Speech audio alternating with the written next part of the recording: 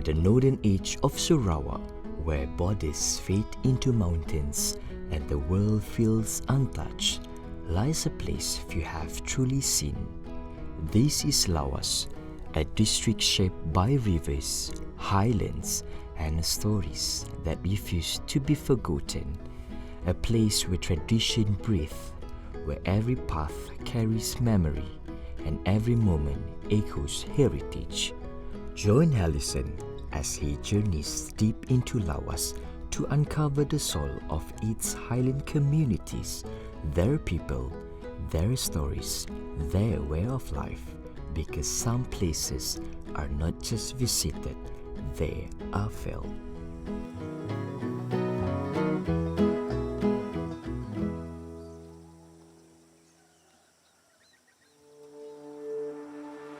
Lawas, the northernmost district of Sarawak, sits in a unique spot on the map, separated from the rest of the state by Brunei.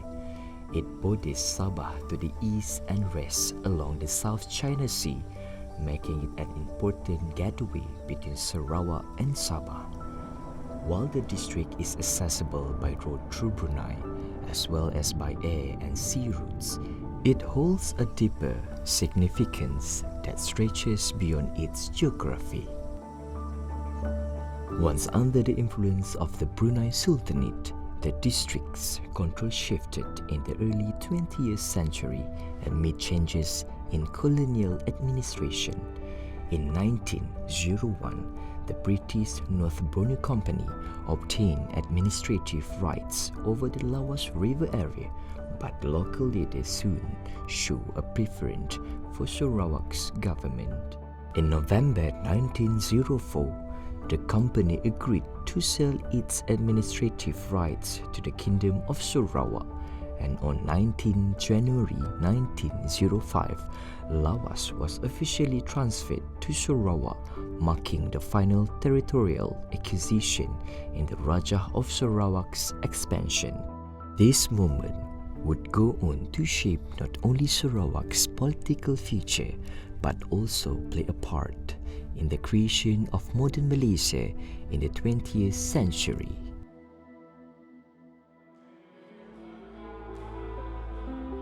The people of Lawas are a mix of cultures, with the Lun Bawang, Malay, and Chinese communities calling this land home. The Lun Bawang people, in particular, have kept their traditions alive, with farming practices and a rich cultural heritage that continue to define the region.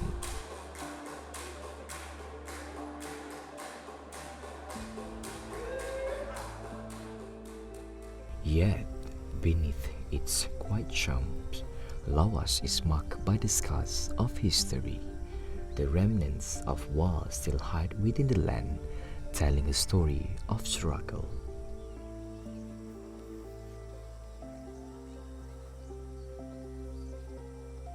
In the quiet village of Kampung Papute, near the Sabah border in Lawas, Sarawak, a story passed down through generations slowly fades with time. The tale begins in 1945 when a Japanese aircraft believed to have been involved in World War II made an emergency landing. Locals remember it as a Zero fighter plant, though one detail remains puzzling. According to Sinawatanding, now in his 80s, and other village elders, two pilots were seen emerging from the burning wreckage. They fled the flames and sought help in Kampung Penawan before being sent to the hospital in Lawas. After that, their fate remains unknown. Orang tua kami cerita dulu waktu Jepun kan, dia jatuh sini, dia kena tembak di KK sana. Pukul 6 dia jatuh sini, bapak cerita. Pukul 6 pagi? Malam. Jatuh dia di sini malam ni kan. Seberapa pagi itu baru dia orang dua bangun, ada rumah di kuburan sana tu kan. Dulu lah, itu belum lagi kuburan. Tu dia orang yang dua orang tu pilot dia pergi tempat tu orang Tegal sana. Datang diorang kan dia minta tolong mengangkat pergi Lawas. Kena itu satu pilot dia punya palak tu kan luka. Dia orang hantar dia orang sampai di Penawan tadi tu kan. Orang Penawan hantar dia pergi Lawas sana. Mungkin 1 minggu atau 2 minggu begini datang itu orang putih kasih bom di sana sudah kan di Lawas. Semua dia orang lari pergi hulu. Tapi tak tahu sampai situ saja cerita orang tua lah. This suggests the aircraft might not have been a fighter plane, but a bomber or reconnaissance plane. Some experts believe the aircraft may have been a Mitsubishi Ki-51 Sonia, a 2-seat ground attack aircraft known to have operated in Borneo. Records indicate one may have landed near Lawas during World War II.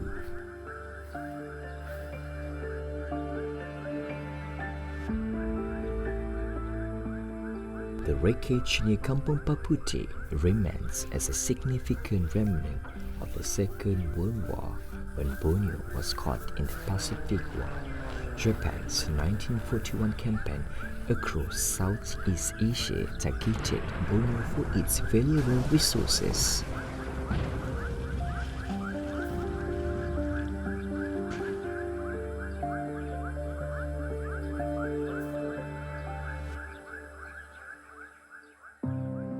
The island was divided between British territories and the Dutch East Indies, and the Japanese forces advanced quickly, capturing key locations. Lawas, located in the northernmost part of Sarawak, was vital in this invasion due to its proximity to the Philippines and the South China Sea and its position along key sea route. The wreckage of the plane remained a silent reminder of the war for some time, but over the decades it deteriorated and parts were removed, leaving little behind to piece together the full story.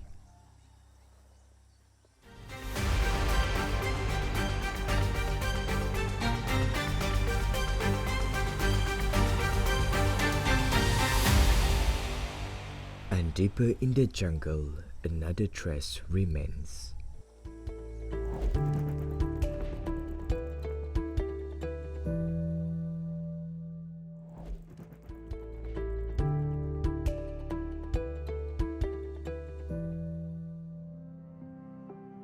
The Long Langai Memorial Site, located near Baklalan in Sarawak, holds significant historical value.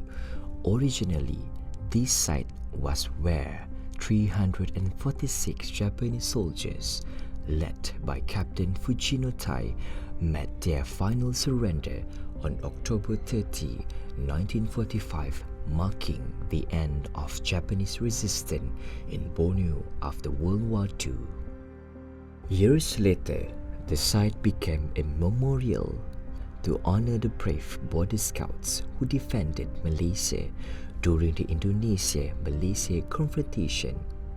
Matthias Padan, a local veteran and border scout leader, played a crucial role in establishing the memorial.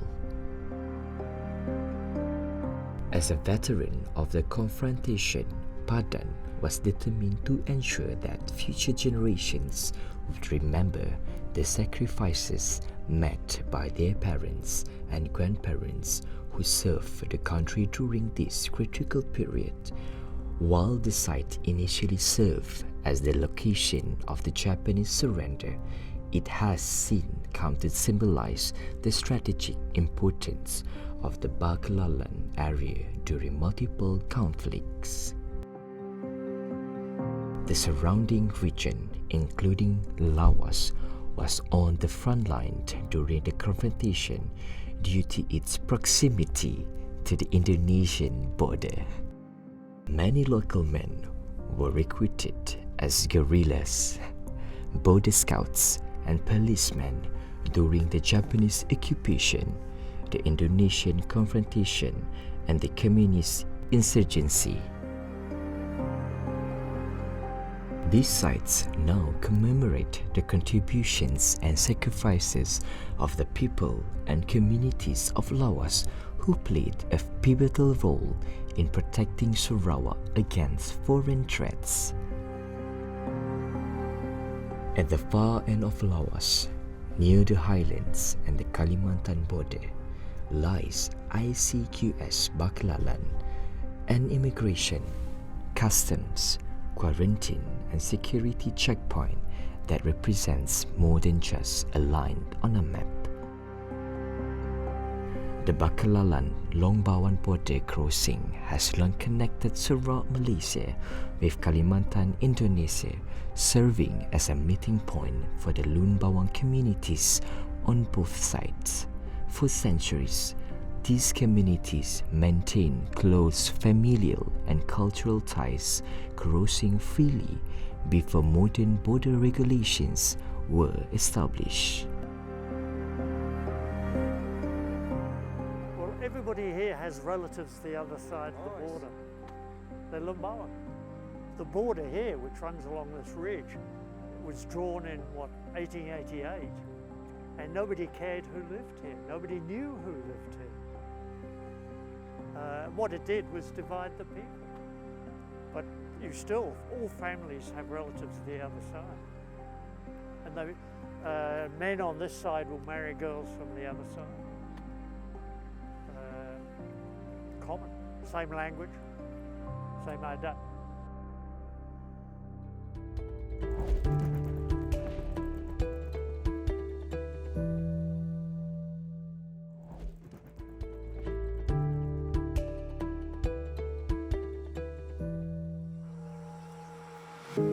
Beyond the echoes of history, life continues.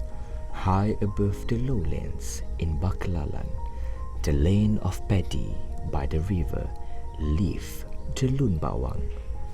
Lun Bawang means people of the land, with a population of tens of thousands across Borneo.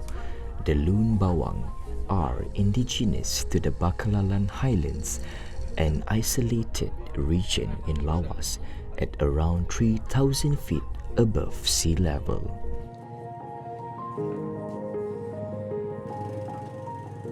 In Bacalalan, there are 9 villages altogether: Buduk Nur, Buduk Boy, Buduk Aru, Long Langai, Long Lemumut, Long Riktan, Long Rusu, Patawing and Long Rangat.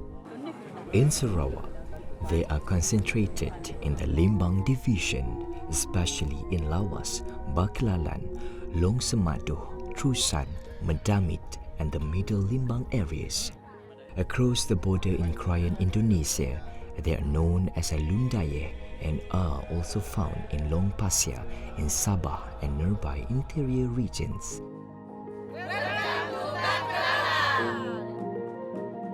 Even though the Lun Bawang and Lundaya are separated by modern borders, they share the same roots linguistically and culturally.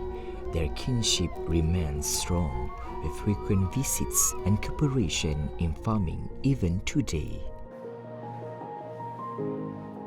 For generations, they have shaped these highlands not by thinking, but by understanding.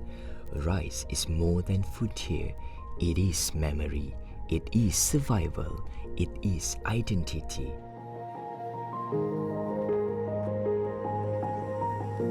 In the Lun Bawang language, Ba means paddy field, while Kelalan means river. Many of their economic activities are rooted in rice cultivation, especially Latiba. Latiba refers to a traditional system of wet paddy cultivation where water buffalo are integrated into the farming cycle. Through Latiba, an ancient rhythm of farming, land, water and life move as one. They take only what they need and leave enough for tomorrow. In their homes and forests, everything is connected: family, land, and the quiet strength of community. Here, In Kampung Buduk Nur Baklalan, the Lun Bawang community celebrates the Adan Rice Festival, marking the culmination of the rice harvest.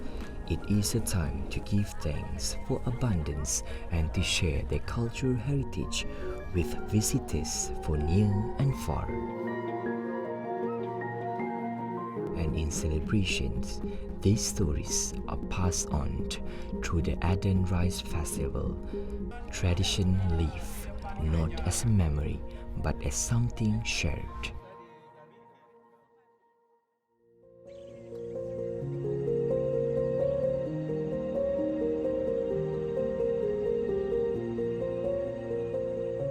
And beyond the fields, another treasure of the highlands awaits. Garam Bukit, or as it is known here, Tuchu, a tradition as ancient as the land itself. Garam Bukit, or Tuchu, is another prized heritage of the Lun Bawang. In the village of Buduk Boy Baklalan lies the main production center for this special salt, which continues to be made through traditional methods passed down through generations. Unlike sea salt, Garam Bukit is harvested from natural salt springs found deep within the earth. These salt springs are rich in minerals, more than 70 varieties, including calcium, magnesium, and zinc.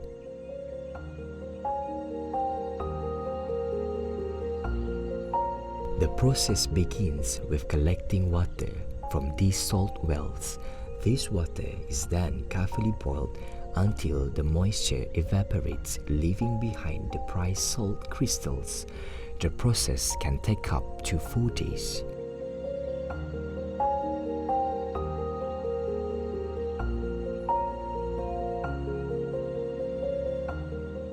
But the creation of Garam Bukit goes beyond just the method. It is intertwined with the story of the Lun Bawang people themselves. According to Mr. Liao Selutan, the head of Kampung Buduk Boy, it all began hundreds of years ago. Tempat itu memang dia punya tempatan itu. Tempat yang 3 tadi lah. Ya yang asin-asin tu. Kena selalu dia datang untuk isap itu air di situ. Baru waktu dia ambil itu monyet yang 9 tadi, dia tes itu air tu dia asin. Jadi mulai dari itu mereka fikir memang di situ ada garam. Jadi mereka gali dia, tengok dia berapa lama. Jadi mulai mereka ada yakin bahawa itu memang ada garam. Mulai dari itu mereka buat dia punya kolam tu besar dan airnya keluar. Mereka masak dia menjadi garam. But it was when they tasted the unique flavor of the spring's water that the true magic was discovered. From that moment on, the idea of transforming the water into salt became a way of life, an essential part of daily sustenance as well as offering of respect to the land that had nourished them.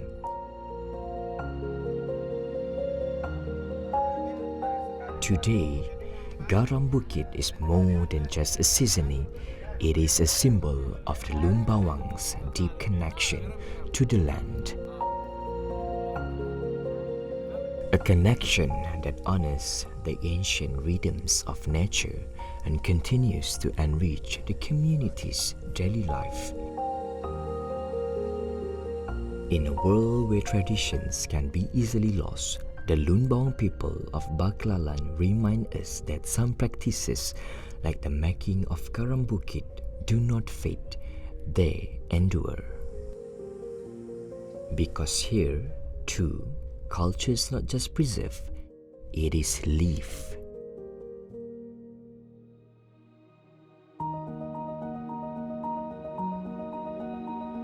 In Lawas, every journey leaves something behind. From the silent of forgotten battlefields to the echoes of stories carved in memory.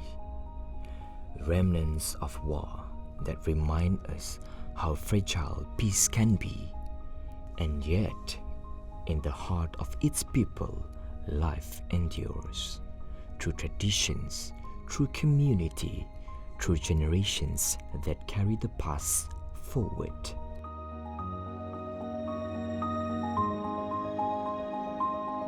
For Allison, this was more than a journey across distance. It was a journey through time, through resilience, through identity. Because in Lawas, the past does not divide us. It reminds to belong.